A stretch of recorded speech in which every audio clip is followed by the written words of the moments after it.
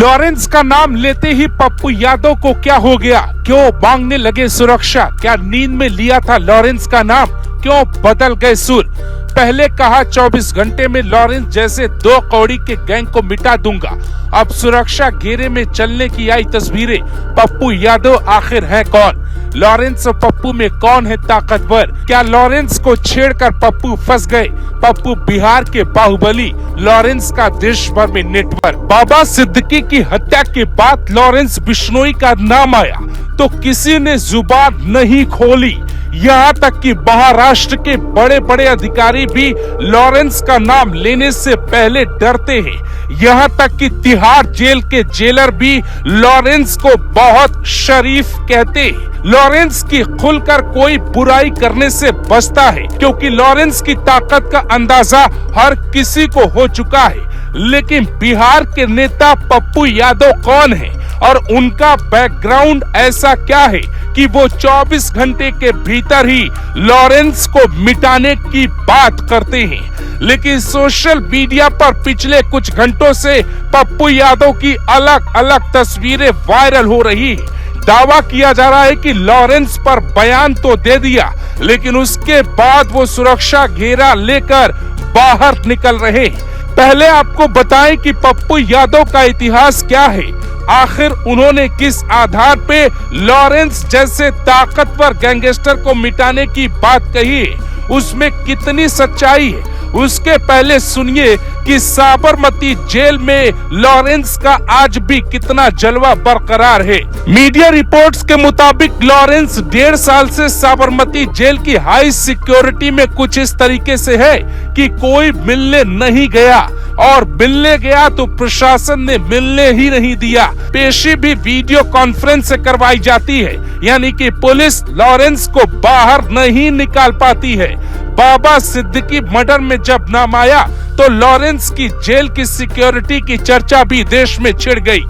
10 कमरों की सेल और लॉरेंस उसमें अकेले ही रहता है। साबरमती जेल के जिस हिस्से में लॉरेंस रहता है वो कोई 6 बाई 6 के कमरे में नहीं, न ही अंडा सेल में रखा गया है, बल्कि 10 कमरों की सेल में लॉरेंस को अकेले रखा गया है। साबरमती जेल के 2 हिस्से हैं, एक नई जेल और दूसरी पुरानी जेल। लॉरेंस को पुरानी जेल के हिस्से में रखा गया, उसमें 10 कमरे हैं, इनमें सिर्फ लॉरेंस ही रहता है। बड़ी बात यह है कि जितनी सिक्योरिटी साबरमती जेल के लिए लगाई गई है उससे कहीं ज्यादा लॉरेंस की सिक्योरिटी के लिए अलग से लगाई गई है।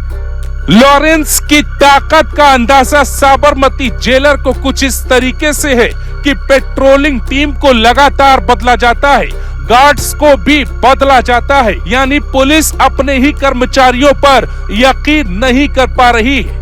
लॉरेंस को एक कमरा दिया गया है जिसमें वो बिस्तर लगा हुआ है, उसे जेल का ही खाना दिया जाता है। यहाँ किसी भी बाहरी व्यक्ति को आने की परमिशन नहीं मिलती। अगर कैदी से उसके किसी परिचित को मिलना भी होता है तो वो उसे वीडियो कॉन्फ्रेंस के जरिए मिलवाया जाता है। यहाँ तक कि लॉरेंस के वकील को भी अंदर जाने की परमिशन नहीं है। फिर सवाल उठता है कि लॉरेंस ने बाबा सिद्दीकी की पूरी कहानी कैसे रची। हालांकि ज्यादा पड़ताल करने पे पता चलता है कि साबरमती जेल का अपना विवाद है। जेल में कॉल करने से रोकने के लिए जैमर की व्यवस्था होती है, लेकिन कई राज्यों की पुलिस जब पड़ताल करने पहुंची तो पता चला कि वहां फोन और वीडियो कॉल की व्यवस्था उपलब्ध हो जाती है। इसी जेल में अतीक भी बंद था, लेकिन इसी जेल में रहते हुए अतीक ने राजू पाल की हत्या करवाई और बाकायदे अतीक ने वहीं से एक वीडियो कॉल किया था, ऐसा भी मीडिया रिपोर्ट में दावा किया जाता है। तो जिस लॉरेंस की ताकत से साबरमती जैसी हाई सिक्योरिटी जेल में ये हाल है, क्या उस लॉरेंस को पप्पू यादव 24 घंटे में मिटा सकते हैं? इसकी सच्चाई कितनी है जरा आप भी देखिए। 1990 में पप्पू यादव पहली बार विधायक बने, फिर 6 बार लोकसभा के सदस्य रहे। 1991 में और 1996 और 1999 में भी वो निर्दलीय सांसद बने। 2004 में लालू प्रसाद यादव की पार्टी आरजेडी से टिकट मिला और मधेपुरा से सांसद बने। 2014 में आरजेडी से मधेपुरा सीट से चुनाव लड़े, फिर 5वीं बार सांसद बने। 2019 में अपनी पार्टी बनाई लेकिन चुनाव हार गए। 2024 के लोकसभा चुनाव में पूर्णिया से फिर निर्दलीय चुनाव लड़े और जीत गए। पप्पू यादव बिहार के रॉबिन हुड कहे जाते हैं, लेकिन क्या लॉरेंस को मार पाएंगे, ये सबसे बड़ा सवाल है। पप्पू यादव को आप अक्सर बाढ़ पीड़ितों की मदद करते हुए देखेंगे, कभी बाढ़ में खड़े होकर तो कभी ट्रॉली पे बैठ के लोगों की मदद करते हैं। लेकिन क्या पप्पू का यही इतिहास है?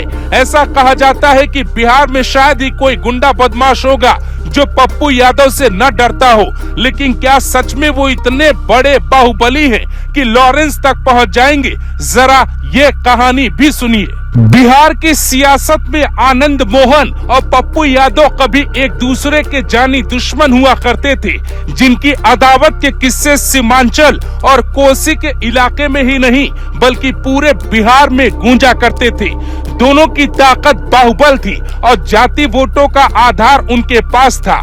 लेकिन लॉरेंस और पप्पू यादव की ताकत की तुलना करेंगे तो पप्पू यादव शायद ही लॉरेंस के सामने टिकते हैं, क्योंकि आज लॉरेंस जेल में बेशक है, लॉरेंस बाहर की दुनिया से कनेक्ट नहीं हो पा रहा है, लेकिन उसके बावजूद उसका गैंग तेजी से आगे बढ़ रहा है। मुंबई पुलिस की रिपोर्ट ही दावा करती है कि 200 से ज्यादा उसके गुर्गे महाराष्ट्र के पुणे में पनप रहे हैं। बाबा सिद्दीकी के केस में भी उसके ही गुर्गों का हाथ बताया जा रहा है। लॉरेंस बिश्नोई अपने केस को ऐसे अंजाम देता है कि पुलिस को सोचने का मौका तक नहीं मिलता।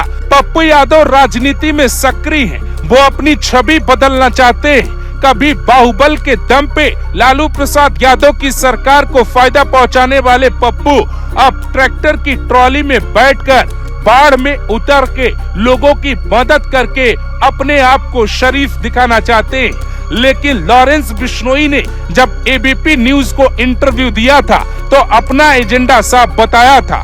राष्ट्र के सामने कोई आएगा तो वो उससे निपट लेगा। लेकिन पप्पू और लॉरेंस की तुलना करना क्या सही है? क्या लॉरेंस के सामने पप्पू का कद है?